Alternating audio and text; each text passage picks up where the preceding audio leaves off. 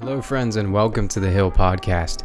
In today's episode, we're going to talk about being alone and why that's incredibly important in the digital age. Now, this isn't an episode where I'm going to sit here and bash having interpersonal relationships and having romantic relationships. These things are incredibly important for our development, and in fact, they're some of the things that I think are most valuable in the human experience because these things allow us to sharpen our perspective. They open up our worldview, and they allow us to see things in a wider lens. However, I think society glamorizes romantic and interpersonal relationships to an unhealthy extent. Like 60 to 70% of the music out there is concerning love. Love is amazing. It's an awesome emotion to have, but when that is your sole focus, the question becomes, what else am I missing out on? Not everything is the pursuit of a romantic relationship. Tons of the life experience that you will have will be outside of that.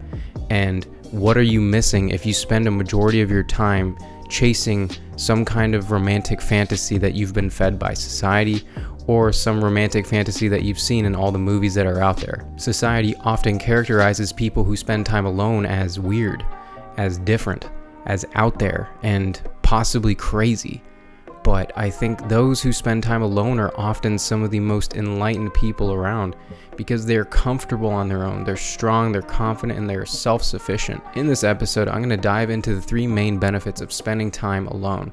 But first, hit that like and subscribe button so I can share my message with more people. First, you get to learn about yourself in the most holistic way possible. When you're alone, away from external stimulus, you get to hear your own inner monologue and you get to assess your thoughts in the most authentic way possible. Second, time alone allows you to develop an authentic personality.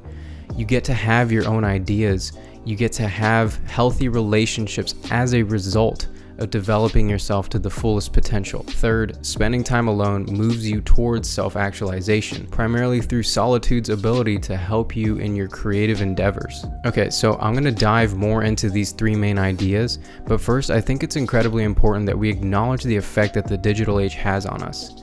We're always connected.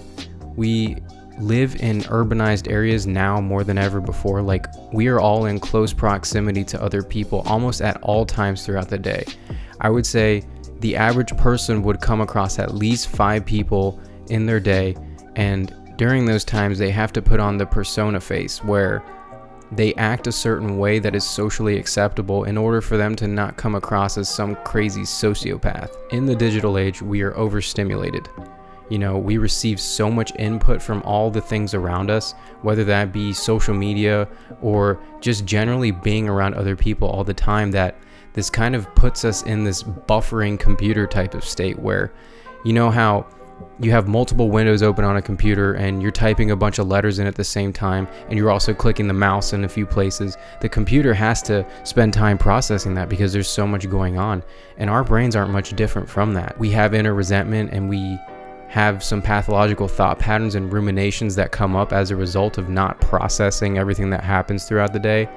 So let's avoid becoming like a buffering computer and spend time alone processing and refreshing your brain feed so you can look at life in a very clear and understandable fashion. So as you are on your self-improvement journey, I think one of the most important things to do is to take time to learn about yourself.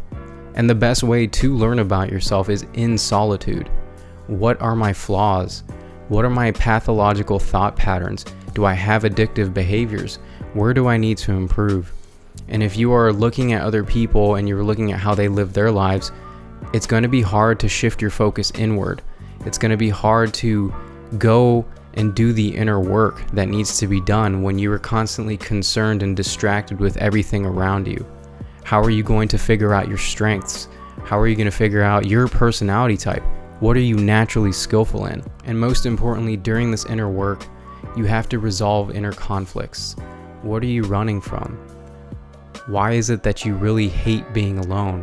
Why do you constantly surround yourself with people? Surrounding yourself with people constantly is an escape from some of the inner problems that we might be dealing with.